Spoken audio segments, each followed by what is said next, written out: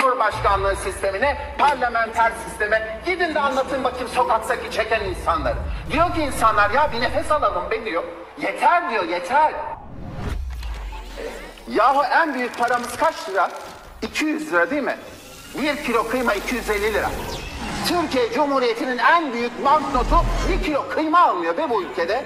1 kilo kıymayı alamıyor vatandaş. En büyük banknotla. Neden bahsediyoruz biz? Neymiş efendim? Bağımsız ekonomiymiş. Hadi yahu orada bağımsız ekonomide AKP ne yaptı?